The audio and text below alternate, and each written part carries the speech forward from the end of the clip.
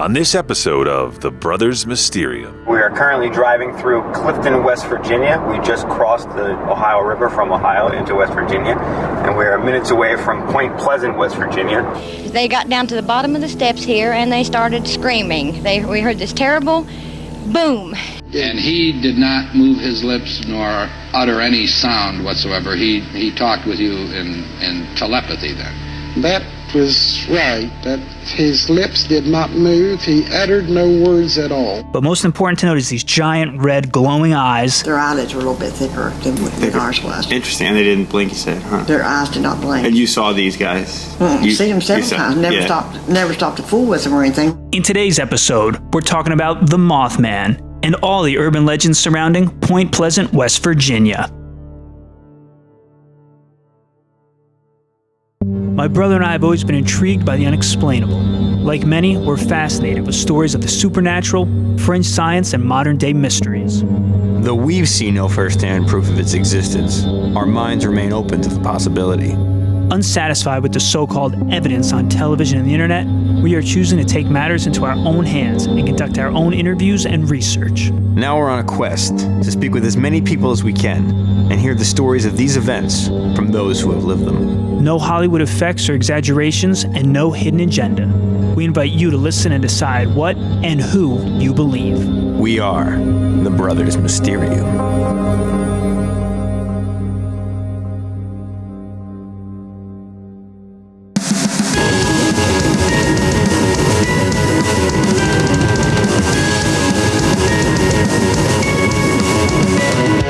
Welcome to the Brothers Mysterium. I am Tommy, as always, joined by my brother Eric. Heyo. As we said, we're not just going to sit back and collect stories. We're going to do investigating on our own. We're going to get out, beat the pavement, travel all across the map, go to where the stories are, which is exactly why, Eric, you and Amy headed to West Virginia.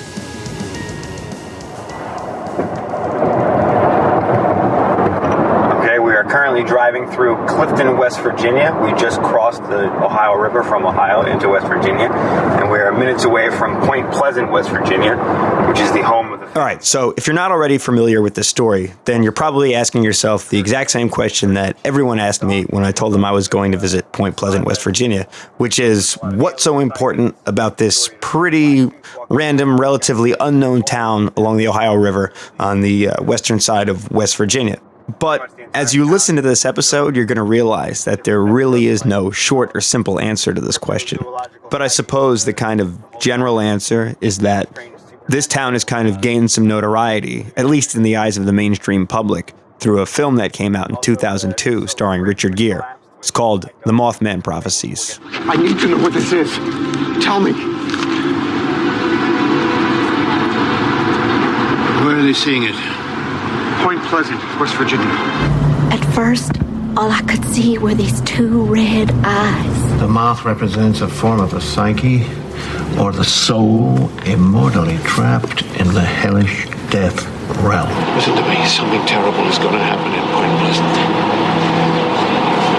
Don't go back. Now, what a lot of people don't know is that this film is actually based on a book that came out in 1975. It was written by a guy named John Keel, and it's also called The Mothman Prophecies. What even fewer people know is that this book is based on a series of very, very unusual events that took place in and around the town of Point Pleasant. It's definitely a hot spot of strange activity. There's the Mothman, there's the curse of Chief Cornstalk, there's Ingrid Cold and encounters with him, there's Men in Black, so it's sort of got a little bit of everything. But before we even break down all of these legends and rumors and experiences that happen, the town itself kind of struck you as being a bit odd and off. Talk about that. So as you heard me say in that little audio clip from the beginning, we came in from the Ohio side, crossed the Ohio River to the West Virginia side, and then made our way south to Point Pleasant. As we drove along this road that kind of parallels the Ohio River, there was a strange dichotomy because you're on this semi-rural country road that has this industrial backdrop. So there's like woods and some nice cozy homes along the side of the street. And then just kind of inserted along points of the river are these giant billowing factories. As we drove along, there were some very obvious features that caused this place to stand out. The best example is the giant Mothman statue in the center of town, which is pretty cool. We'll definitely post some pictures of that. For sure. But besides those very obvious things, there were some very subtle features that made us realize this place was very different than anywhere else we had ever visited before. It is almost literally a time capsule. It's as if it were frozen in between like the 1950s and maybe like the late 1960s, maybe 70s. All these storefronts had this kind of vintage look to them, and not in the retro way where it's purposefully done, but like I said, it was as if the whole place had been kind of like halted or stopped in time. Even the hotel we stayed in had a big sign outside that said color TV and air conditioning. Nowadays, you see signs for Wi-Fi and whatever other modern amenities are available. Right. Color TV? Not too much of a deal maker these days as far as choosing a hotel goes, but there it was on the sign, preserved as like an artifact of its day. The vibe itself was very slow-paced, very friendly people. Like I went into a coffee shop where I interviewed a woman named Carolyn Harris, and there were men just sitting in the back playing like Pinochle or something like that. You were in a small town USA. Yeah, exactly. And they could tell right away that we weren't from there. They just knew it. It kind of reminded me of one of those episodes of The Twilight Zone where someone suddenly wakes up or is transported back in time and they're like the outsider. Who sleeps in the pines and the pines? Well, speaking of going back in time, let's start with the first real legend, which is the supposed curse of Chief Cornstalk.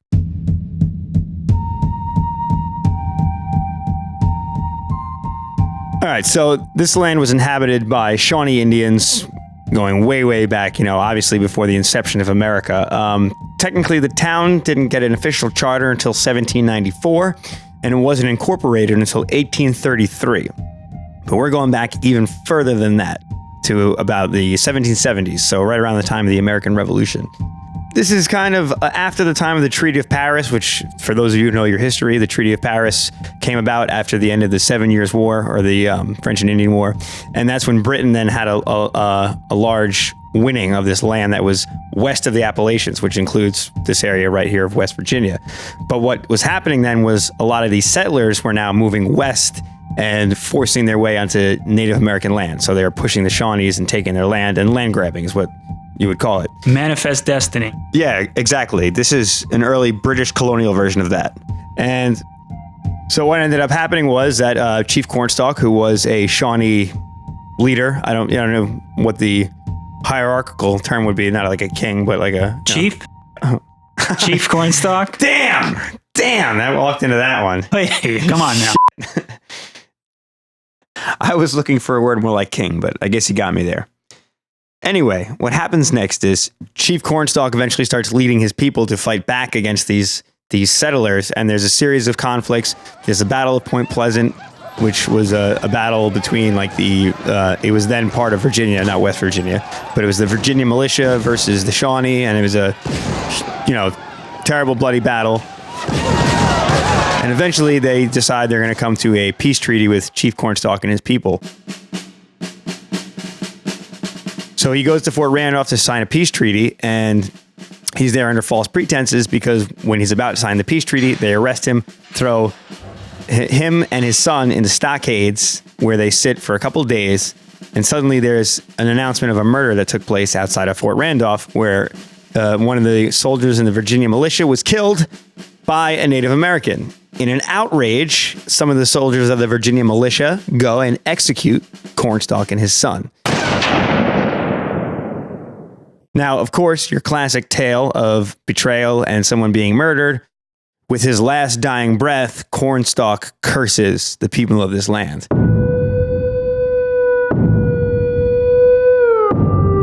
I have his supposedly last words here, which are from a book called Echoes from the Blockhouse, the Thomas Harbert family saga, which is by Brian Harbert and David Harbert. And they wrote down Cornstalk's final words as this: "For this, may the curse of the Great Spirit rest upon this land. May it be blighted by nature. May it even be blighted in its hopes. May the strength of its people be paralyzed by the stain of our blood. It's a pretty good curse. That's, off the top of the head as you're dying, that's a pretty impressive one. Yeah, the man was a poet. Yes. Okay, so nothing happens for a good long while after Cornstalk is killed. His body is buried right there near Fort Randolph, and if his last words really were a curse, no one really pays them any mind until 1840. In 1840, the townspeople decided to move Cornstalk's remains. That's kind of like breaking rule number 1 in the world of malicious, antiquated hexes, if you know what I mean. But anyway, it's at the same time in the world that spiritualism is on its rise. For those of you who aren't familiar with it, spiritualism is the belief that there's like a thin veil between our world and the world of the dead, and that like interactions and communication between humans and spirits is a very commonplace thing. So what I kind of think happened is that in this sort of spiritualist whirlwind, the people in the town become very superstitious, and they say, oh shit, we shouldn't have moved Cornstalk's bones. We've now somehow disturbed the spirit realm, and the curse of Cornstalk is very, very real. So from this point forward, anything that occurs that is out of the ordinary is attributed to this curse, and there's a couple of good notable ones. In 1909, at the spot where Cornstalk's bones were originally laid to rest, they built what is known as the Point Pleasant Battlefield Monument. And on the day they had the dedication ceremony and were placing the capstone on top, the crane was struck by lightning, and the whole dedication ceremony had to be postponed. And then in 1921, again, this obelisk was struck by lightning, and the cornerstone, or the capstone, blew off the top and it was damaged. And of course, people said, the curse of Cornstalk. And finally, in 1976, there was a woman who was arrested because she was accused of killing her child, and she was placed in the Mason County Jail. At some point, when she was incarcerated, her husband, Robert Sisk, shows up with a shotgun and a briefcase full of dynamite. He's there demanding to spend the night in prison with his wife. At some point during this whole escapade, the suitcase full of dynamite goes off, and it kills the deputy, the sheriff, the jailer, the prisoner, and her husband. And, of course, once again, they blame this all on the curse. Now, regardless if the curse is true, the Battle of Point Pleasant and the story of Chief Cornstalk definitely lay the historical foundations for the town of Point Pleasant. But also, the curse of Cornstalk, if you believe in it, then lays the foundation for all of the supernatural events that follow, next of which would be the Mothman.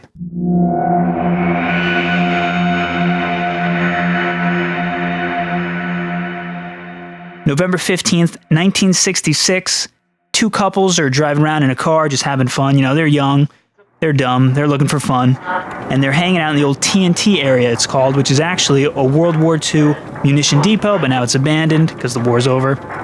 So they're just cruising around as teenagers do.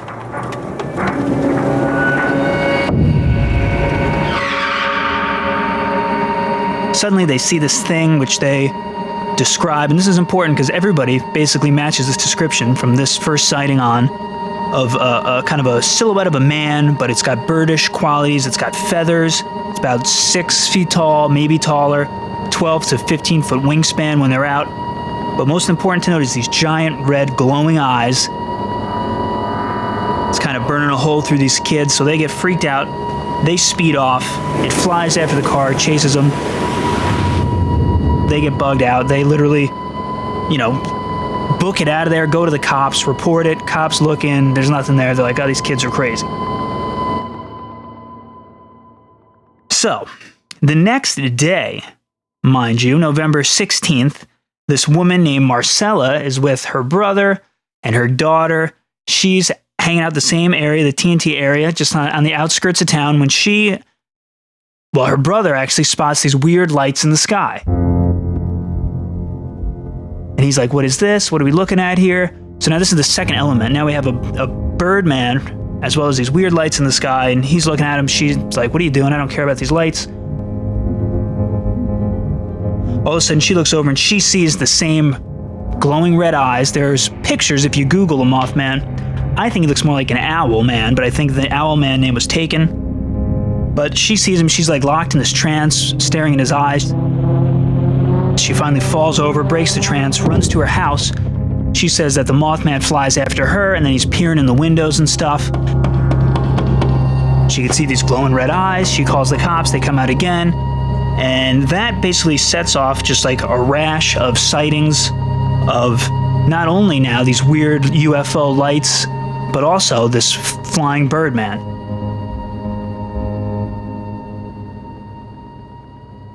Yeah, like I said, a lot of them at that time went up for searching, which I worked at this little place right over here. It's called Texas Gym. It was a little hot dog ice cream stand. This is Carolyn Harris. She runs Harris's Steakhouse right on Main Street in Point Pleasant. And she explained to Eric that some of the more curious locals, and even a good amount of out-of-towners, decided to go and actively explore the old TNT factory once word of the Mothman sightings had spread. Just a heads up, she does have a bit of an accent, but you'll get used to it. And we'd get 2 or 3 car rides to go up, you know. Did we see it? No, probably wasn't going to come out with all of us up there. What year in Harlan? Is it? 66 and 67. Okay. But a lot of people went up, you know, looking for it. A lot of them went up with guns because they didn't know what it was or would it hurt you or never did hurt nobody, but we didn't know that at the time. Okay. Because it just scared you to death because it was so big and different. Did you ever see it? No, my sister did, but I never did. Okay, and it stayed only local to the TNT factory? Most year it was in at that same spot, or came back to that same spot, I should say. And then there's other oddities, like people start reporting after they see them that then their eyes are swollen or they have burns on them and stuff. So a lot of it really doesn't make sense. It's weird. Some people actually do tie this back in to the curse of Chief Cornstalk. This is Amy, Eric's fiance. You've heard us mention her before. She's going to be jumping in from time to time with her take on the experience. Because apparently somewhere deep within Shawnee tradition, they have something called a thunderbird, or Nenemki, which is usually thought to be a giant mythological bird that creates thunder by flapping its wings. Some variations of this belief actually describe the Nenemki differently. Rather than a bird, they describe a giant winged man that talks backwards.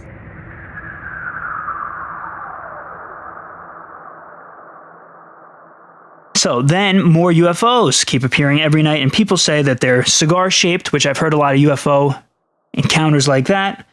They're silent. You can see them floating there. Sometimes it's daytime, sometimes it's nighttime. If you take a flashlight and, turn it on and off, the lights will mirror that same exact, you do click, click, click, click, click. It'll do that right back.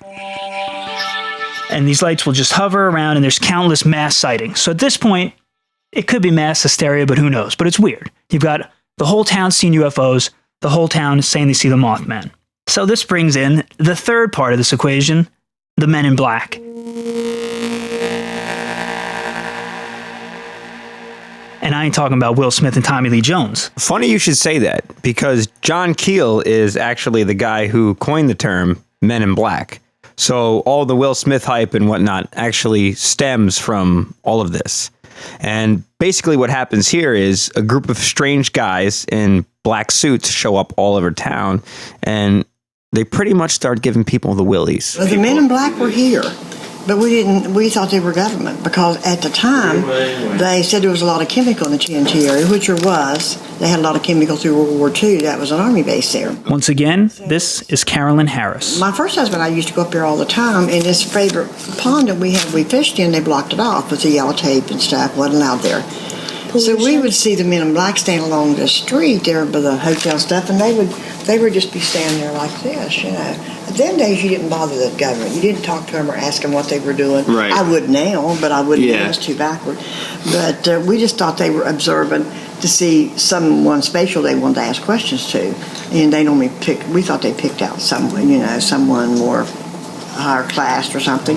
According to John Keel and many others, the Men in Black started threatening reporters that were looking into the Mothman and UFO stories a little too deeply. In particular, a woman named Mary Heyer. Before long, people begin to notice that these Men in Black were a little off because they were perplexed by simple everyday things like Jell-O or how to handle eating utensils. The idea that the Men in Black were part of a government agency quickly starts to fade out, and the locals begin to think that these strangers might actually be from another world altogether. Carolyn Harris also pointed out some of their more curious physical features. But if you look at them real close, they were whiter than us a little bit. They were like Casca white. And they also had thick eyelids. But they didn't bat their eyes. They didn't close their eyes for moisture. Did you say thick eyelids? Like thick?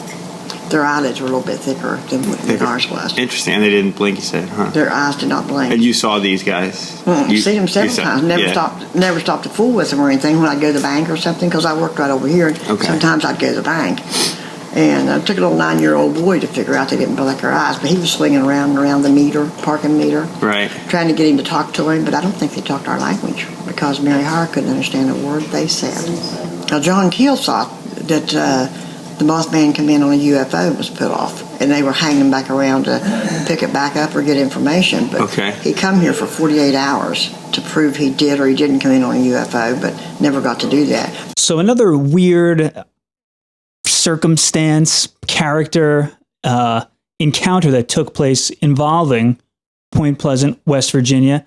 That area is a kind of humanoid entity, which we'll get into that in a minute. We'll say it's a person who is known by the name Ingrid Cold, also referred to as the Grinning Man.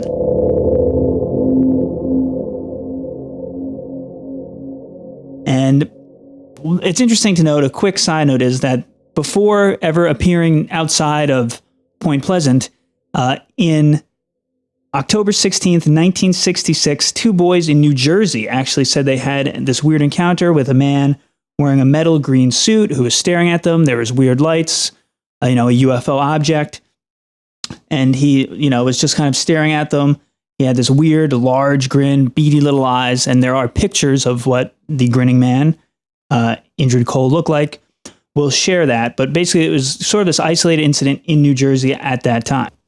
So then a month later or so, on November 2nd, 1966, in Parkersburg, West Virginia, and this is just about the same time as the Mothman sightings are taking place, a man named Woodrow Derenberger is driving home on Interstate 77. He worked for a sewing company. He was driving back from Ohio. And just before I came to the intersection of Route 47, there was a car past me, overtaking me from behind, and following closely behind this car was this unidentified flying object. It's like this weird-looking flying car with kind of like a chimney-type thing. Comes flying past him, faster than any car he's ever seen, kind of cuts him off, pulls over, and this guy gets out, and it's this weird, grinning man with the dark tan. He walked to the right-hand side of the truck, and he told me to roll down the window. He asked me to roll down the window on my right-hand side of my truck. And I'd done what he asked. And this man stood there, and he first asked me what I was called. And I knew he meant my name, and I told him my name. And he asked me, he said, why are you frightened? He said, don't be frightened, we wish you no harm. He said, we mean you no harm, we wish you only happiness. And I told him my name, and when I told him my name, he said he was called Cold. With his brain thoughts. Yes, telepathically, no words spoken. He's just kind of smiling, grinning, thus the Grinning Man. This was all mental. There was no spoken words from him. I knew what he was asking me, but yet he stood there and his mouth did not move. He had a smile on his face. He appeared very courteous and friendly. It becomes very clear to Derenberger that Ingrid Cold is kind of transfixed on the city of Parkersburg, which has these bright lights. And he asked me if most all the people lived in this city or town. And I explained to him that it was a place of business. It's where we transacted our business. That the people lived in communities, outlying communities, most of the people. And when I told him that this was a city, he said that where his home was, that was called a gathering. And again, he told me not to be frightened, which I was. I was very frightened. And after I talked with him a while, he told me he would see me. He said, we will see you again, and he left in his vehicle. Now, Mr. Derenberger, for sake of our television audience here, the words that you use, cold. Cold would be like Cold is his name. This is how it sounded to you, that his name was Cold. Yes. And the word gathering was like we would know together or something like this. Yes, that's what he meant. That was the impression that he gave. And he did not move his lips nor utter any sound whatsoever. He talked with you in telepathy then. That was right. That his lips did not move. He uttered no words at all. But you talked. I mean, he didn't. Yes, I talked. He told me twice that I could either talk or I could think, which either would be better or easier for me. This was an instant thing. There was no hesitation on his part nor on your part. You knew immediately what he was communicating to you, and he knew immediately what you were communicating to him. That is right.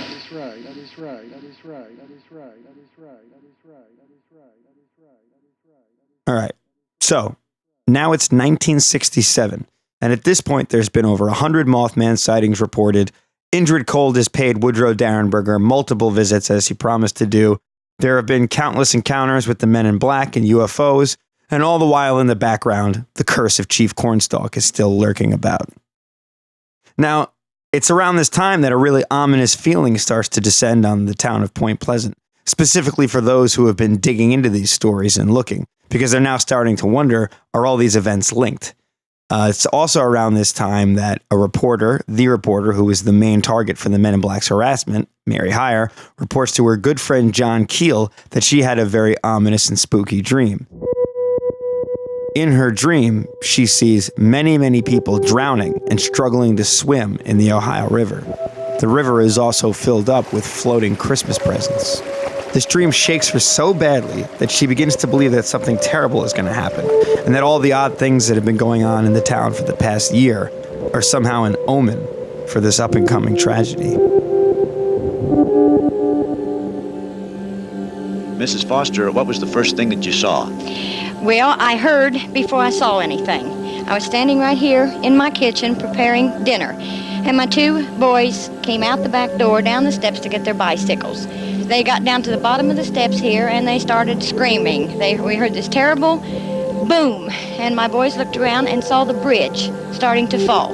Well, as soon as I heard the sound, I, of course, ran out the back door to see what was wrong with the boys and what the noise was.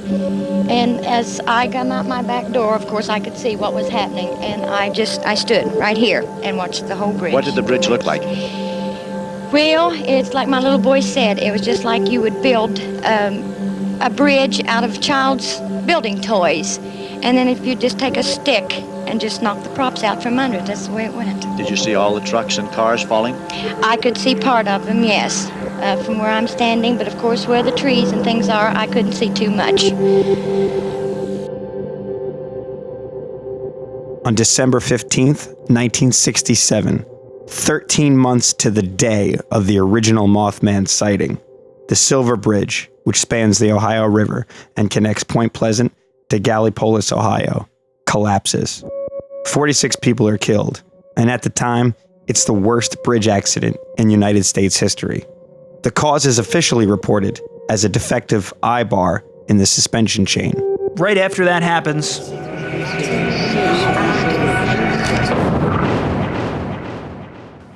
everything stops. Men in Black disappear.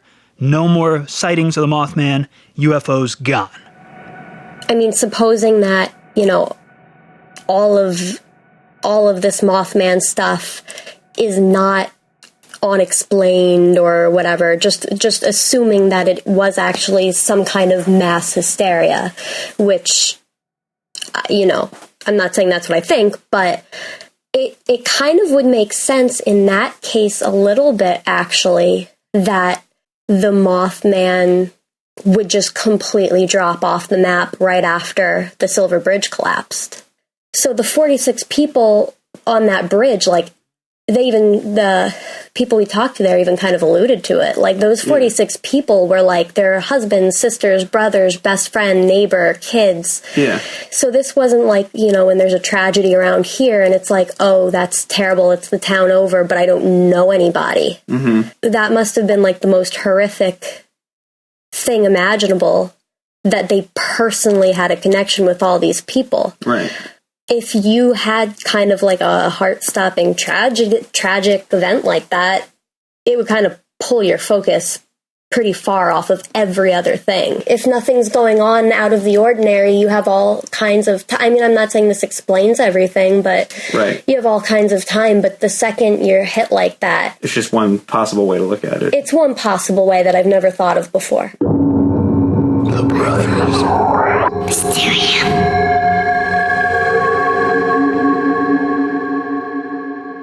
Well, obviously there's a lot going on there. It's a lot to process.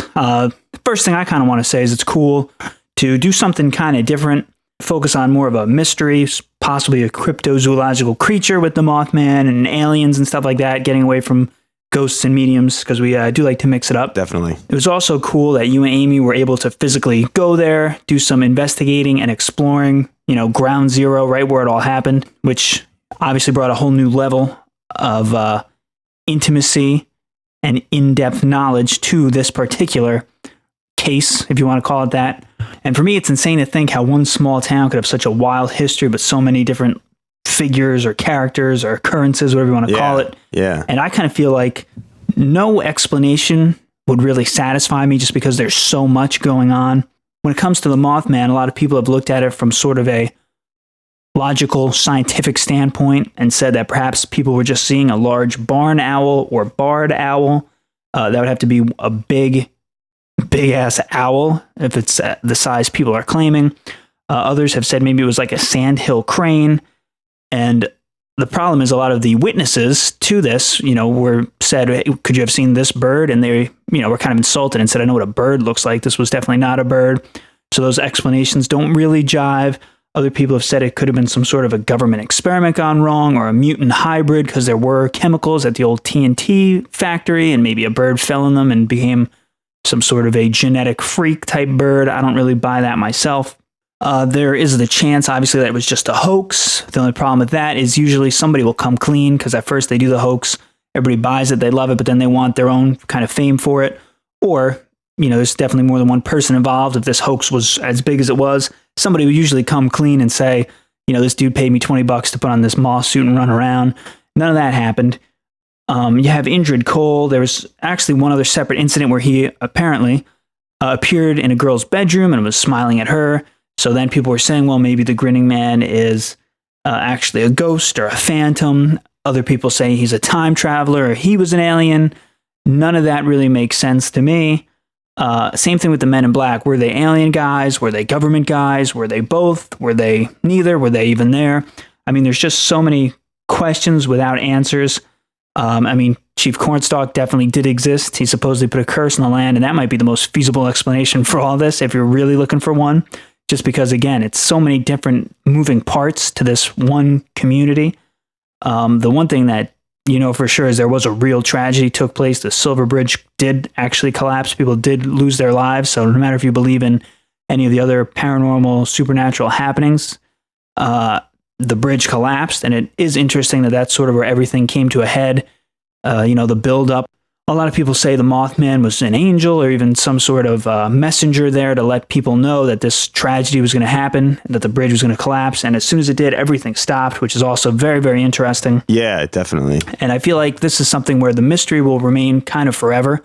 Right. Like I said, I don't think any explanation would ever satisfy me. I really don't know what the hell to think when it comes down to everything. And I kind of equate this to, like in criminology, like a cold case, because it happened a long time ago. And every year you lose more evidence if there were Mothman feathers or footprints or anything, witnesses that saw Ingrid Cold or the Men in Black, or, every year they pass away and becomes less and less people to go to from the source. And it just becomes more of hearsay, which is, not admissible in court as well as on the Brothers Mysterium. So you look at, Occam's razor, which basically says like the simplest explanation is often the truest explanation. And for this one, I just don't think there is a simple explanation. It's easy to say none of this happened. But then why did so many people in town believe it, see it? I guess you could say that this all just really did happen, which is just so many kind of outlandish things that even that's hard to believe. So, it's a small town with a big history, a lot of things going on. And I mean, it makes me think how many other small towns out there have these kind of wild occurrences. And like I said, I don't know what to think. I think it's cool. We looked into it. We explored it. We're not trying to make up your mind for the listener. It's up to you to decide, what you believe, who you believe. But for me, it's just fascinating, the fact that it's such a puzzle. It's such a pretzel in all these different things interconnecting and taking place around the same time. And I don't know. I don't know what the hell to think. Seeing as how Amy and I visited the area almost 50 years after these events took place, there was no real direct investigation on our part. So could I tell you if it was real or not, and if everything happened as it was reported? No, of course I can't, not with any certainty. Amy and I threw around a lot of theories about what possible explanations there could be, but at that point we're so far removed from everything, we're only really guessing. What I would say is, to someone who's analyzing the story and looking for some truth in it, the place where you're going to find something substantial in Point Pleasant is not out by the TNT factory or wherever else. It's in the people of the town and the way these events have shaped them. That was the most interesting part to me. And that is the biggest testament to the lasting effect of the whole story. Like Amy said, no one out there seemed as though they were lying. I even talked to some guys at a local bar who at first were kind of standoffish and not too cool about all my questions. I was hoping they'd be a little more skeptical and present a counter argument to all the popular stories that are out there, just because when I'm investigating, it's great to hear from both camps and both sides of the story. But eventually, even they opened up. We've had the bridge to fall here, and we've had the jail to get blowed up. And, of course, the Mothman thing. Right. But all kinds of stories. Cornstalk, the Indian. Right, yeah. There was one question that I asked, which at the time I thought was insignificant, but the answer I got from these two men, Dan and Rush, it really summed up the entire experience for me. Can I ask you guys then also about the whole Mothman thing? I mean, you don't have to tell me about it, but just personally, I guess the question I want to ask is, I know this town has a very rich history as far as America goes, since before the Revolution and all that. Do you feel that the stories about the Mothman and all that kind of take away from the real history of this area, or do you feel that Not really. It supplements Not really. People... No, it is the history. People love mystery. They don't care a lot about history. Right. People don't even know where they're going, but yet they're not interested in where they came from. Right. Very true. It may have been hard to hear on that recording, but pretty much what Dan and Rush told me is that the Mothman and Ingrid Cold, the UFO sightings, the Men in Black, Cornstalk's curse, all of it. It's all as much a part of their history as the Battle of Point Pleasant and the Silver Bridge collapse. The outsider enters Point Pleasant in search of answers to this grand mystery and is like trying to look for something that is indefinite and shaky. But for those who live there, there's no need to go out and prove anything, because what may or may not have happened already has a solid spot in their minds and their hearts, because it's in their past and it makes them who they are. On the next episode of The Brothers Mysterium. The first time when it happened, I remember kind of waking up and not being able to, snap out of it. I would also have this sense of this other presence there, this evil presence there, it seemed like. As soon as she's hit, I hear a shrieking sound. I turn and look to my right, and her twin sister is holding her hands over her nose, shrieking in pain. The experience included the same being each time. A 3-dimensional shadow man. I wonder if there's something to be said about the psychological profile of someone who experiences the terror.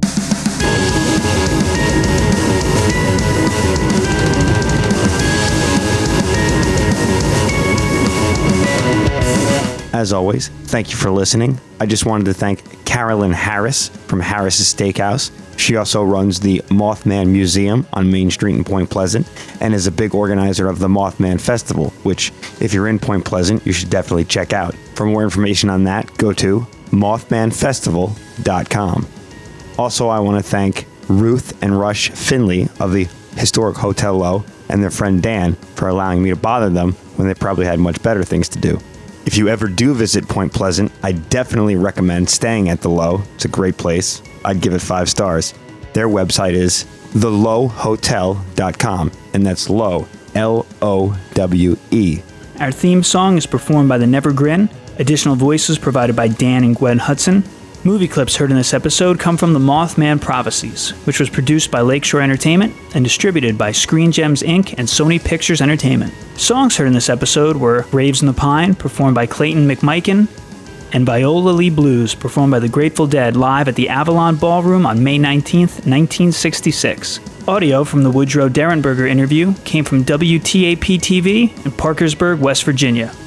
We love hearing from you guys, so feel free to hit us up on Twitter at Mysterium Bros. Shoot us a message on Facebook, give us a like, facebook.com/The Brothers Mysterium, or shoot us an email at thebrothersmysterium@gmail.com. If you like what you hear, you have an idea for an episode, or you have a story that you just want to share with us.